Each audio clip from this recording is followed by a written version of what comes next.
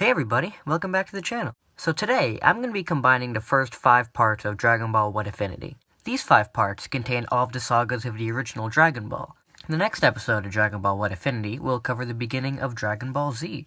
So, you might as well get caught up with the original Dragon Ball first. So, without further ado, here are the first 5 parts of Dragon Ball What Ifinity.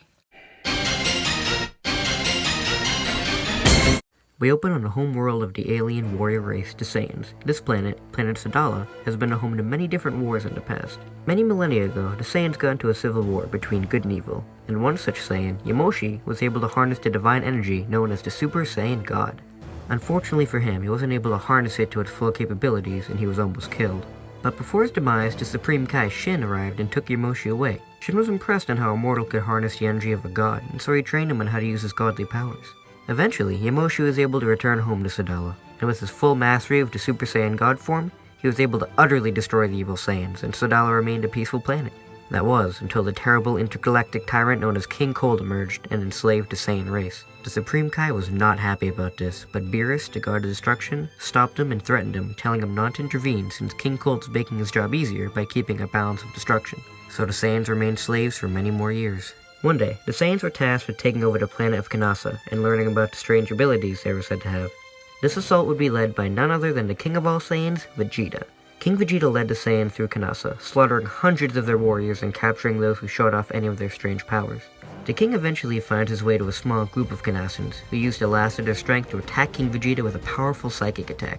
King Vegeta is stunned by the impact, and his right-hand man, Colonel Paragus, finishes off the Kanasans and tends to the king. King Vegeta shrugs him off, yelling that he's fine, but he starts getting all of these visions rushing through his head. Visions of a small demon similar to King Cold mocking him, the planet of Sadala being destroyed, and a huge, muscular, blonde Saiyan. King Vegeta shrugs this off as well, thinking the psychic attack was more effective than he thought, and he and the remaining Saiyans finish off the Kanasans and return home. Once the Saiyans return home, King Cold unexpectedly arrives with his son, Frieza. King Cold announces that he will be retiring, and effective immediately, Frieza will be taking over. King Vegeta suddenly goes pale, remembering the vision he had. That small demon was Frieza, and he was going to be the one to destroy Planet Sadala. Once Frieza and King Cold leave, King Vegeta angrily storms over to his son's pod and wonders what he's going to do to prevent Frieza from killing them all. As he's in the chamber, he sees something unusual. A baby, named Broly. King Vegeta starts to get some more visions of the future, and sees the buff blonde Saiyan again, and he puts 2 and 2 together, and realizes Broly must be this blonde Saiyan, and he may be the key to stopping Frieza. King Vegeta then decides to adopt Broly as his son and train him himself.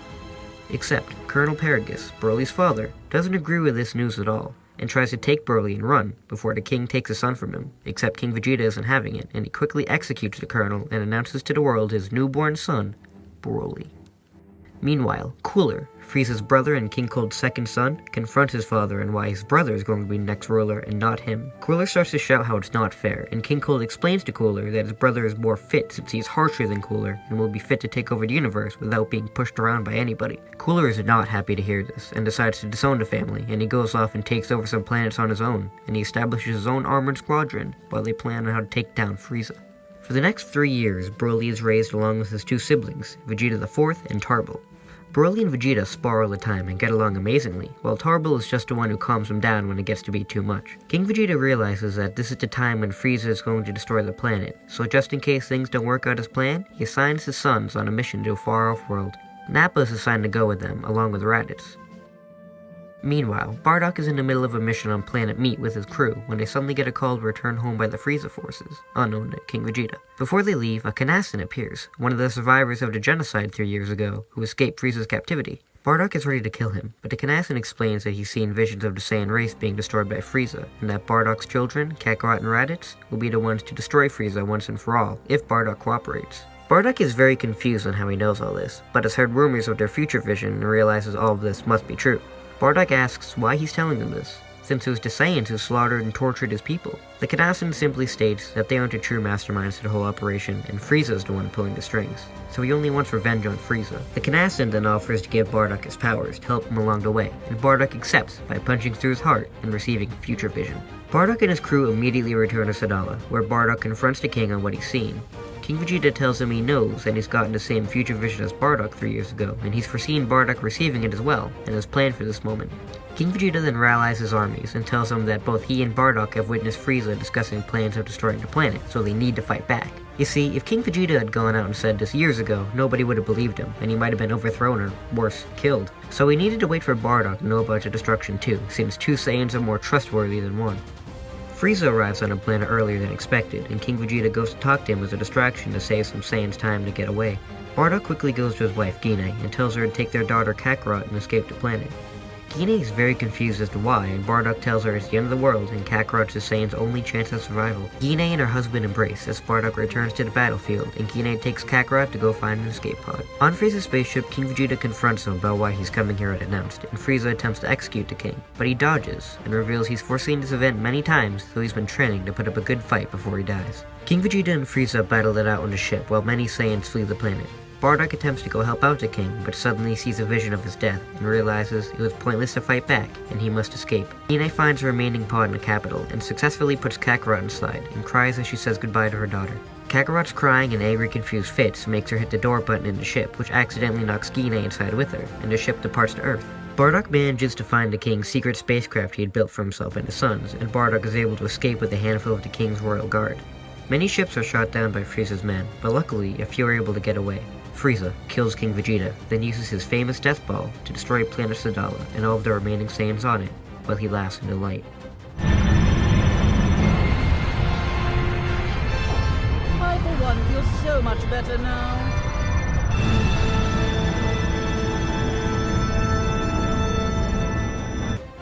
A short while later, Frieza comes across Vegeta and his crew on a distant planet and informs them that their planet was destroyed by a meteorite.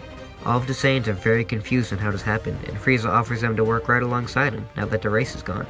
Now Frieza is acting very nice here, since he wants these Saiyans to be completely loyal to him, and they won't rebel against him the first chance that they get. Unfortunately though, Broly isn't having this, and attacks Frieza for even suggesting that he be their new father. Frieza easily knocks Broly out and attempts to kill him, but Tarble steps in and pleads for Broly's life. Frieza realizes that if he kills the Saiyan here, the others would never trust him and might try and overthrow him one day. Frieza says he won't kill Broly, but he can't have this Saiyan attacking him anymore, so as punishment, he'll be sent to a far-off world to think about what he's done.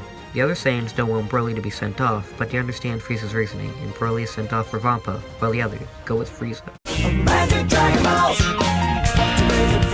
Planet Earth.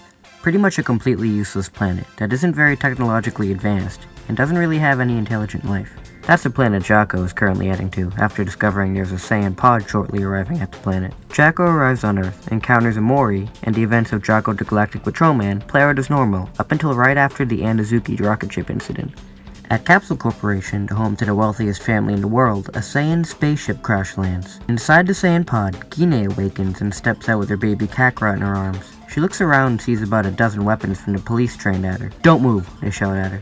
But Gine has had a pretty bad day, so she instantly moves behind the officers and knocks them all away. Dr. Brief steps out and tries to calm Gine down, saying his guards are only trying to protect him and his family. Gine looks over to the doctor, and then collapses out of exhaustion. Hours later, Gine wakes up in Dr. Brief's lab and is confronted by a small girl. "Are you an alien?" the girl asks. Gine notices the girl is holding a gun of her own and trying to look tough. Gine smiles and answers that she is a Saiyan from planet Sadala. Then her face immediately drops, and she begins to tear up as she realizes that there is no more planet Sadala. She wonders if Bardock was able to safely get off the planet, but she doubts it. Gine immediately then asks where Kakarot is, and the small girl says that she is in the nursing room. Gine demands that the girl take her to the nursing room so she can see her daughter. The girl puts on a smug expression and states that she doesn't take orders from any alien, and is suddenly surprised when Gine steals a gun faster than the eye can see, and points at the little girl. The girl doesn't feel like arguing now, and takes Gine to see her daughter. Dr. Brief shortly arrives and asks who Gine is and if she's okay. Gine tearfully explains her entire story to Dr. Brief, and she asks if she can stay on the planet for a little while and hide out from the Frieza forces. Dr. Brief luckily is very kind and says she can stay at Capsule Corp for as long as she wants, as long as she can become a worker for him. Gine joyfully accepts and brings up that she's an excellent cook. A while later, Tights calls Dr. Brief to ask if he can fix up Jocko's spaceship, and Dr. Brief says it's fine, but they've got their own alien they're dealing with back in the city. Jocko overhears this and asks what kind of alien, and Dr. Brief says she's what they call a Saiyan. Jocko goes pale and realizes that this is the Saiyan he was sent here to arrest, and is even more concerned to realize that the Saiyan is an adult. Jocko, Omori, and Tights then head to Capsule Corp to find the Saiyan, and Jocko is relieved to see that it is just a Saiyan woman and her baby, but says he'll need to take them in. Gine immediately is shocked that the Galactic Patrol found her so fast, but says she can't be taken in since the Frieza Force will easily find her if she's with the Galactic Patrol, and she needs to keep a low profile on Earth. Jacko isn't taking no for an answer and gets ready to engage, but Guinea retaliates and knocks Jacko away. Guinea and Jacko get into an immense battle, with Guinea's power slowly rising throughout their fight. Jacko realizes he isn't going to win at this rate and says that he'll let her and her daughter stay, as long as he is able to return and check in on them every once in a while. Guinea is relieved and accepts this, and then apologizes to Jacko for being so rough. Tights quips, "What a super elite, can't even defeat a single girl." Jacko ignores her. The little girl, Bulma, shows off her tech skills by fixing Jacko's spaceship, and he leaves Earth to return to his headquarters. Over the years, Guinea gets used to life on Earth. She has become the head chef at Capsule Corp and has managed to afford her own apartment in West City. Her daughter Kakarot is a well-mannered little girl, who regularly goes to Capsule Corp to help out the Briefs family. Now, some of you may be asking why Kakarot isn't evil here like in the What If, but like Moscow said in the Guinea What If, Kakarot would be influenced by their mother, and all the nice people around, so there's no need to incorporate the evil Goku in this What If. Anyways, Kakarot currently goes to Green Star Elementary School and is a pretty smart, though rambunctious, 12-year-old girl. This Kakarot is a lot more how Pan acted in Dragon Ball GT, except less annoying. She has a heart of gold and always wants to do the right thing and impress her mom and big sis Bulma, but she also has an extreme love for martial arts. Now in West City, it's not too common for little girls to be so excited about learning martial arts, but Guinea knows that she must get that from her father, and doesn't want her daughter to be held back from her fighting instincts, so she enrolls her in West City's martial arts school, where she trains almost every night. That's where Kakarot has met her best friend, Mark. Mark and Kakarot first met at the martial arts school, and Mark was fascinated by the fact that there was a girl martial artist in his class, so he did everything he could to try to impress her. One day, Mark challenged Kakarot to a duel to show off his coolness, but Kakarot easily wipes the floor with Mark, and his pride is almost shattered. That is until Kakarot helps him up and promises that the two can train together, and she can show him everything she knows herself. After this, Mark and Kakarot become good friends and spar with each other in classes. One day, while both of them are visiting Capsule Corp, Bulma shows them a strange object called a Dragon Ball that she found in her basement. She's done her research and discovered that there are 7 Dragon Balls in total, and that if you gather them all, a magic dragon named Shenron appears and grants you any wish. Kakarot and Mark are mesmerized and beg to help Bulma track them all down. Bulma allows them to come along as her bodyguard, since this could be a dangerous journey. Kakarot asks Guinea if she can go, and Guinea allows her to since she knows how much she cares for her big sis, and also Guinea wants to make sure Bulma is safe too. So Bulma, Kakarot, and Mark go out on a journey to find the Dragon Balls. Meanwhile, near Mount Paozu, a mysterious ship suddenly arrives out of nowhere, and a frightened purple-haired boy scrambles out. He has no clue where he is or how far back he's gone, but he knows one thing. He needs to find another Saiyan. Somehow. The mysterious boy puts his ship back at the capsule, and before he goes to take off, he's almost run off the road. Bulma, Kakarot, and Mark step out of their car, while Bulma is about to yell at the stranger before she sees the Capsule Corp logo on his jacket. Bulma asks him where he got the jacket, and the stranger calmly responds that his mother gave it to him. Bulma believes that he might be an employee of her dad, but she wonders what he's doing all the way out here. Kakarot asks the boy if he'd like to come along with them, and they'll drop him back off at Capsule Corp after they finish collecting the Dragon Balls. The boy wonders why these people go searching for the Dragon Balls, and he's also very curious why Kakarot's hairstyle looks very similar to Goku's, but he ignores it and hops in the car, thanking them. Bulma asks him what his name is, and the boy responds Trunks, before acting all strange like he shouldn't have said anything. Kakarot and Mark tell Trunks their names, and Trunks quickly turns around in shock. Kakarot? Isn't that what his father called Goku? No, it can't be. They have the same hairstyle, but this is a little girl. They can't be the same. Trunks then asks Bulma what her name is, and Bulma is surprised that he doesn't know it, and points to the name on her chest. Trunks is even more shocked now, and asks what year it is, which confuses everybody. "You okay there, mister?" Mark asks. Trunks asks again, more demanding, and Mark tells him it's age 750, and Trunks sweats even more. Before they can continue to ask Trunks questions, the Dragon Radar goes off like crazy, and Bulma hops out of the car quickly and goes into the strange house to get the Dragon Ball, before she is stopped by an old man. Mark and Kakarot get out of the car to protect her, but the old man claims he means no harm and wants to know why they're there. Bulma says she would like the Dragon Ball he has since they're trying to collect them all, but the old man says that he can't just give it away to anybody off the road and they have to earn it first. Kakarot and Mark step up, saying they're really good at martial arts and they could fight him to have it, and the old man is pleased, claiming he's a martial arts master as well, and they prepare to fight. The old man easily wipes the floor with Kakarot and Mark, but he respects the effort they put in. Trunks then steps out of the car and tells the old man to leave them alone, since he couldn't really hear their conversation from the car. The old man remarks that he senses great power in this boy, and challenges him to a battle as well, and goes in for the attack, and surprisingly, Trunks manages to dodge all of the old man's attacks, and with a simple chop, he's able to send the man flying back. Trunks runs up to him and apologizes profusely, and the old man just simply laughs, saying that maybe there is hope for the next generation, and that the group has earned the Dragon Ball. Kakarot and Mark are amazed at how strong Trunks really is, and Bulma is swooning seeing Trunks in a whole new light now. The group then departs to go searching for the next Dragon Ball, while Kakarot and Mark berate Trunks with questions on his fighting ability. Bulma, Trunks, Kakarot, and Mark depart Master Gohan's home to go and search for the rest of the Dragon Balls. However, they don't get very far before they are suddenly shot at by Pasta and Bongo in a fighter jet. That's right, since what if the Dragon Ball Z movies where canon exists, we're adding cursed blood rubies to this one. Trunks steps out of the car and with a single key blast he's able to send a jet crashing down. The group goes to confront Pasta and Bongo, who reluctantly reveal that they're collecting the Dragon Balls for King Gurume's, and if they don't, he'll probably kill them. Bulma threatens that Trunks will kill them if they attempt anything again, and the two run off to King Gurume's for safety. Trunks is still wondering how he managed to ruin things this bad by heading back in time, and that if he leaves Bulma and the others alone, then something bad might happen to them, so he needs to stick around, at least until they find all the Dragon Balls. After spending the night in a capsule house, Kakarot and Mark wake up early to go do some training, and hear a little girl screaming for help. They instantly rush to see what's the matter, and notice a giant monster terrorizing this little girl. Kakarot and Mark freeze in fear, but regain themselves and attempt to fight off the monster. The monster realizes that these kids are pretty strong and he had better get out of there, but Kakarot and Mark chase after him and the monster eventually turns into the pig, Oolong. Oolong suddenly starts to freak out, realizing where they've landed, and that they're in Yamcha's territory. Yamcha emerges, ready for a good robbing, and Kakarot and Mark decide to take on Yamcha. And while Kakarot is weaker than in canon, having Mark there to fight too makes him overpower Yamcha. Also, Yamcha isn't afraid of Kakarot being a girl, since as we can see in canon, he didn't have a problem against Chi-Chi, so I don't think it would be any different here. Right before Yamcha is about to unleash his Wolf-Fang Fist, Bulma and Trunks arrived after Trunks sensed a battle going on. Yamcha instantly freezes after seeing Bulma, and he runs away. Oolong also scampers off into heat of the battle, since he doesn't want to get involved in this whole mess.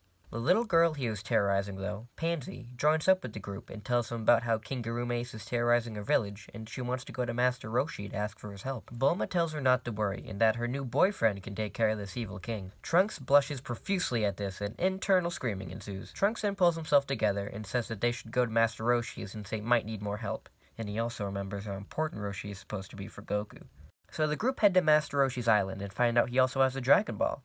Roshi isn't willing to give it over yet, since Yamcha arrived earlier and told him the group was sent there to kill him. But as in the movie, Roshi summons the Nimbus to decide who is telling the truth, and Kakarot hops on just fine, proving Yamcha's the liar, and Yamcha rides off again. Bulma tries to get Master Roshi to hand over the Dragon Ball, but he says he'll only do it if he can get a peek at Bulma's panties. Kakarot and Mark are disgusted by Roshi's suggestion and are ready to defend Bulma's honor. Mark shouts out, "We were able to defeat one old man to get one of these, and we're ready to beat up another." Roshi's confused and asks if this old man's name was Gohan, and Trunks is even more confused since he only knows Gohan as Goku's son and his master. Kakarot tells him all they knew about him was that he was a nice martial arts master, and that's all Roshi needs to hear. Prove to me you can defeat Gohan. Kakarot and Mark once again attempt to spar with Roshi, but once again they are easily defeated. Trunks steps in and tells Roshi he's not going to fight him, but Roshi attacks anyway and can't land a blow on Trunks at all. Roshi's amazed at the finesse of Trunks' movements and tries to get him to show off some power, and Trunks is getting pretty annoyed with this, so to get Roshi to back off, he briefly turns into a Super Saiyan. Roshi could sense the unbelievable power in this boy, and Kakarot is shocked as well, since he heard stories of Saiyans changing their hair color from Gine. Roshi tells Trunks that he's glad that there are strong warriors defending the next generation, and tells Pansy that there's no need for him to fight, since Trunks is far stronger than him. Roshi gives the group his Dragon Ball, and they go underway, with Trunks feeling embarrassed about going Super Saiyan.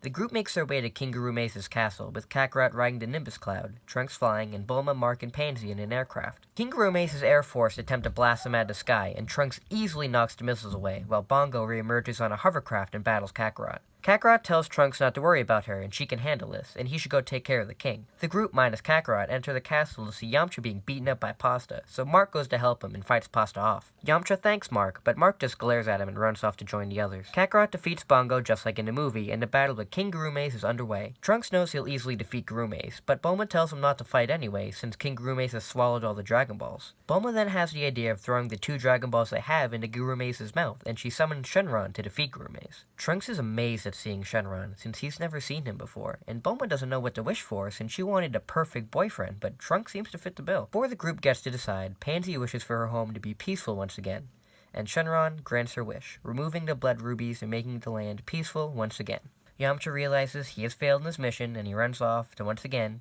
be a desert bandit. Successful in their mission, the group says goodbye to Pansy and return to Capsule Corp. Trunks is very nervous on what should happen now until he runs into Guinea. Kakarot tells Guinea how amazingly strong Trunks is and how he might be the legendary Super Saiyan God she told stories about. At the mention of Super Saiyan God, Trunks asks if he can talk to Guinea in private. Guinea is confused by the strange teenager, but goes to talk to him anyway. Trunks explains to Guinea that he's from 34 years in the future, and his timeline is being threatened by Beerus, the God of Destruction, who wants to fight the Super Saiyan God. They didn't have enough Saiyans in his time to do the ritual to summon the Super Saiyan God, so he went back in time to see if he could find a Saiyan from the past to bring to the future to complete the ritual. Guinea is understandably very shocked by this, and knows that the boy is telling the truth, and there's no way anybody else on Earth would know about Beerus or the Super Saiyan God. So she tells him that she will go to the future with him to help save his timeline. Trunks is relieved that he can save his timeline, and sneaks out of Capsule Corp with Guinea to try to take out his time machine, but he finds the time machine's capsule broken. Alright, so it's time to explain exactly what future Trunks' future is like. So in many Moscow X What Ifs, future Trunks' timeline is mostly left unchanged, and I've decided to leave that here except incorporating the What If Future Go On Survive What If. So unfortunately no future Ranch or future Nappa, sorry. And I've also made a change to when Beerus arrived on Earth, where Imperfect Cell doesn't have enough Saiyan in him to complete the ritual, so Bulma sends Trunks into the past to go take a Saiyan from the past to bring to the present. Beerus and Whis find Trunks about to leave, and Whis attempts to stop Trunks mid-departure, but Whis' intervention accidentally sends Trunks into the past of a very different alternate reality, which is why Trunks ended up here. Now, back to the present.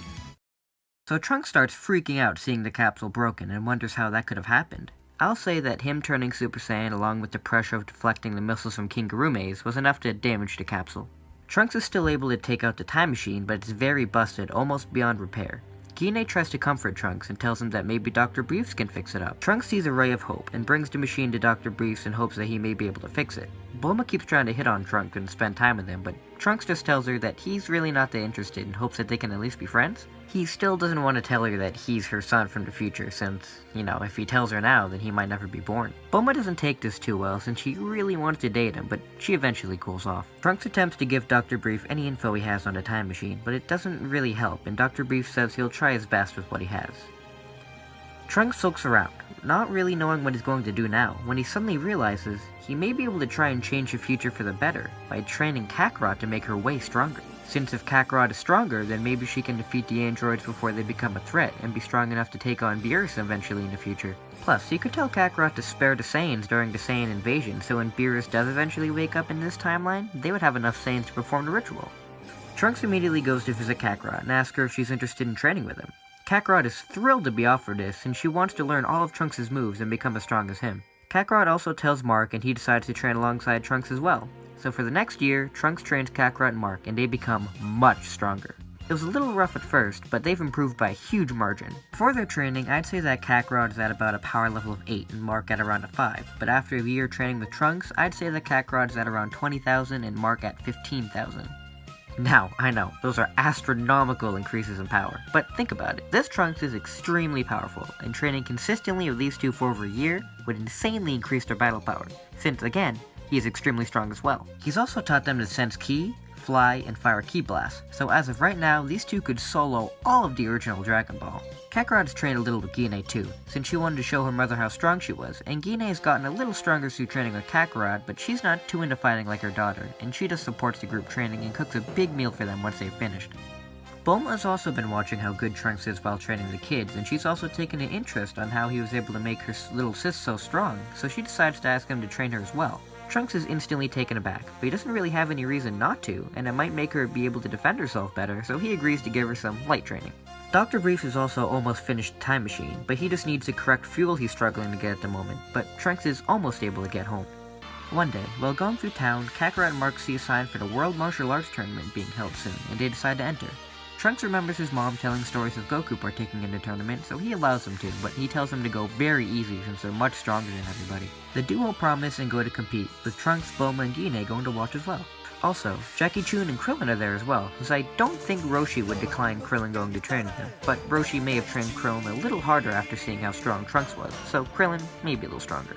Also, Sleeping Princess in Devil's Castle never occurs, since when Krillin arrived at Roshi's, he already had his own offering, and Roshi was more motivated to train anyway after his little bout with Trunks. I'll say that the tournament bracket would be Kakarot, Mark, Jackie Chun, Krillin, Bacterian, Nom, Renfun, and Giran. Remember, Yamcha's in here since he's still in the desert because he never got his chance to be reformed. I'm going to only switch up one of the brackets and pit Mark against Krillin. Krillin tries his best in this match, but Mark is leagues ahead of Krillin and knocks him out of the ring. Krillin is extremely surprised how Mark was able to knock him out so easily, and keeps an eye on Mark during the duration of the tournament. The next match will be Jackie Chun vs Bacterian, with Jackie taking out Bacterian easily. The next two matches go pretty much unchanged, except Kakarot takes out Giran in no time flat. The next match would be Mark vs Jackie Chun, with Jackie remembering Mark from Roshi's Island and asking him if that teenager trained him. Mark is confused on how this old man would know who Trunks is, but just states yes, he was trained by Trunks. Jackie's impressed on how strong Mark has gotten, and similar to his match with Tien and Cannon, Jackie hops out of the ring. Jackie then returns to being Roshi, and he tells Krillin that once the tournament is finished, that the two of them are going to stay here and train with those two boys and get as strong as them. Kakarot faces Nom, and easily defeats him, with Roshi still deciding to help him out over his water crisis, and the final match is between Kakarot and Mark. The two have an immense battle, which I'll say is pretty similar to the one between Goten and Trunks and Cannon, and the whole crowd is shocked by the amazing power of these two kids. I'll say that Kakarot comes out as victor in the end, but congratulates Mark for an excellent fight. After the tournament is over, Roshi and Krillin catch up with the gang, and ask if Krillin can train alongside the boys while Roshi oversees Trunks' training methods. Trunks is happy to finally meet Krillin after his mom told nice stories of him from the future, so he's happy to take on Krillin as another pupil. During their training around the world, the Red Ribbon Army is going around and collecting the Dragon Balls. Trunks knows that now is around a time when Goku is supposed to go destroy the Red Ribbon Army, and he has a plan to make sure the androids never exist. He takes a Dragon Radar Bulma built and gives it to Kakarot and Mark, telling them they should go and try to find the Dragon Balls again, and it should be a much faster journey since they can now fly. The duo are excited and take the Dragon Radar to go track down the Dragon Balls. Their journey is much shorter than the original Red Ribbon saga, as the duo come across the army at every Dragon Ball they attempt to find and are easily able to defeat them. They storm Muscle Tower easily, befriend Android 8, and even General Blue isn't a problem, since they'll just go underwater and use their Buster Cannon move Trunks taught them to blow up the underwater cave and get to Dragon Ball, bypassing General Blue entirely. The two do head to Korn's tower to get the Dragon Ball from Bora and Upa, and Mercenary Tao does arrive to stop them, but he's complete fodder compared to these two, and Mark easily wipes the floor with him, since Mark deserves a win. The two then storm the Red Ribbon HQ, easily defeat Commander Red and Officer Black, and get all the Dragon Balls. The two successfully return home to Capsule Corp and show Trunks that they managed to get all the Dragon Balls. Trunks congratulates the two, and then asks them if they met anybody named Dr. Gero, and the two said that they didn't. Trunks then goes to Bulma and asks her if she knows who Dr. Gero is, and she says she does, so Trunks asks her if he can have the address to his lab. With the address, Trunks goes to find Gero's lab to find nothing. The two had just torn apart the Red Ribbon Army, so there's no high-tech plans for revenge quite yet. There are some blueprints on some failed android experiments, so Trunks takes these blueprints and blows up Dr. Gero's lab to put a huge dent in his research.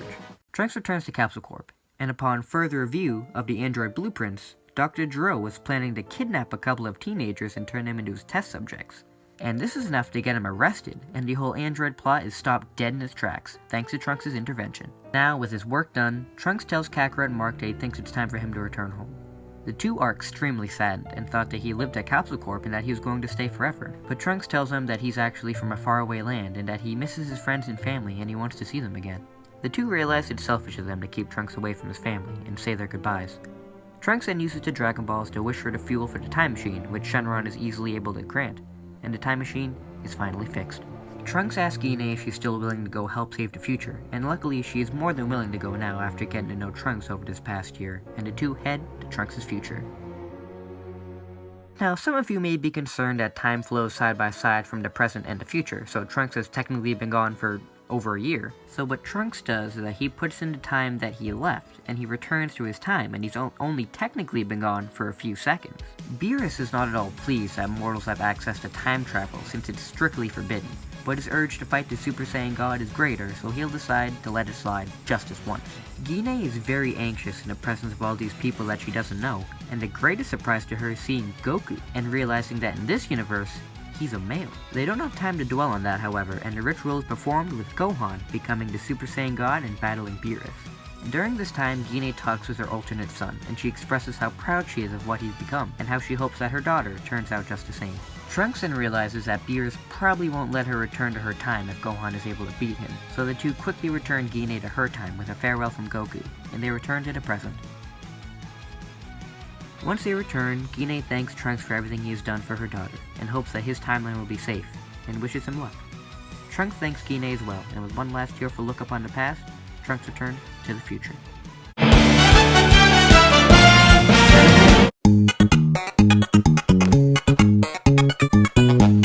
Even with Trunks gone, the Z Warriors continue their training, with Roshi and Krillin getting extremely strong as well. I wouldn't say that they would get as strong as Kakarot or Mark, but they are somewhere in the thousands range. Also, Bulma started to train a little bit herself, with her developing her rescue armor suit like she does in her What If. Without her armor, she's at around a 500 power level after training, and with her suit I'd say she's a little stronger than Roshi, but not as skilled obviously. Over these years too, I believe that Mark would meet Miguel, and the two of them would hit it off and become really good friends. 3 years pass, and it's time for the next World Tournament. Even though the group train together almost every day, I still think they'd like to be in an all-out match against each other and see where their training has taken them. Master Shen, Tien, and Chaozu do show up as normal, but are blown away by the power coming from everybody. I'd say that Kakarot, Mark, Roshi as himself, Krillin, Bulma, Tien, Chaozu, and Panput are all able to enter the tournament. Chaozu does use his telekinesis to manipulate the matches as per normal. The first match is between Tien and Roshi, as Tien wanted to see how well he could do against his master's rival. Of course, Roshi is leagues above Tien, but I don't think he'd knock him out right off the bat.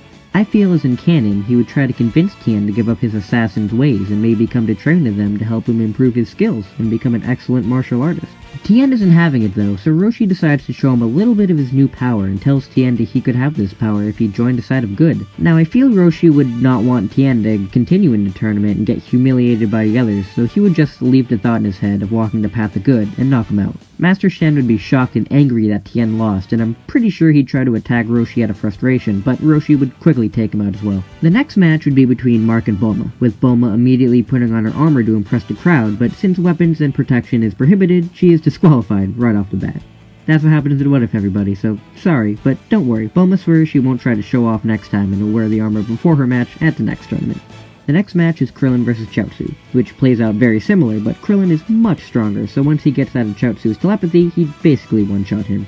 Kakarot vs Panpoot plays out exactly like it does in canon, and the next round starts with Roshi vs Mark. This time, they have a great match, which shows how much Roshi has improved since the last time that they fought. Roshi is able to give Mark a little bit of a tough time with his skills, but Mark overall has the power advantage and knocks Roshi out of the ring. After their match, Tien and Chaozu come up to Roshi and ask if they can train under him and follow the path of good. And surprisingly to them, Roshi says he was actually the one who was trained by those two kids up there. Kakarot and Krillin face off in the next match, and they have a very nice fight where we can see how much Krillin has improved over the years, but ultimately, Kakarot is still claimed to win it. And the final match is once again between Kakarot and Mark, with the two having an even bigger clash than before, and as much as I would have liked to have Mark win this time, I do think that Kakarot would still come away as the winner. After the tournament, the group sense an abnormally large key approaching, and it's none other than Tambourine. Tambourine has come to kill the martial arts masters and reveals he is a child of King Piccolo, but he as well is complete fodder compared to these guys. Roshi is disturbed that King Piccolo has been released, but he knows he should be able to be a match for King Piccolo in his current state, so he takes a Dragon Radar, tells everybody to stay behind, and he goes off to go avenge his master. Along the way, Symbol does meet Roshi, but he too is immediately taken out. King Piccolo tracks down the one who's been slaying his children, and Roshi wastes no time in wrecking King Piccolo for all the evil he has caused. Before he can finish him off, however, Kami drops down and tells Roshi not to kill Piccolo, since if Piccolo dies, then Kami will die as well, and the Dragon Balls will cease to exist. Roshi is confused, but after Piccolo looks with disgust at Kami, Roshi believes him and uses the Mafuba to seal Piccolo away. So, nope, no Piccolo Jr. in this timeline. Sorry. Roshi and Kami meet up with the others, and tells the group that he is very impressed by what he has seen from them, and asks if they'd like to refine their form with him and train at the lookout. Of course, the group is always looking for extra training, so they go to the lookout to train under Kami and Mr. Popo. During their training, Kakarot and Mark get a little stronger, but it's mostly their form that improves drastically. The gang do sometimes use the magic carpet to return to Earth on occasion, so Bulma can upgrade her armor, and Mark can visit with Miguel, while Kakarot checks in with Gine. Kami has also gotten in some training as well, and he has grown much stronger, but still not on the level of Kakarot and Mark. I'd say that basically everybody is about equal to Nappa in terms of power, with Kakarot being around 30,000 and Mark around 25,000 after their training. The group is also exposed to the hyperbolic time chamber, with only Kakarot and Mark being able to really handle it.